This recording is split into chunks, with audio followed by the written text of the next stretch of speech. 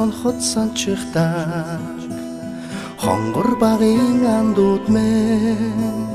орон жил өнгөрсөн ч нэг гэсэн сэтгэл мэн насан туршдаа мартамгүй гинэн цайлган үерхэл минь насаараа бисен үгийлэх нэг ангийнхан мэн цацалхтаа санчихтаа ойхон багын андууд минь урсах цаг хугацаанд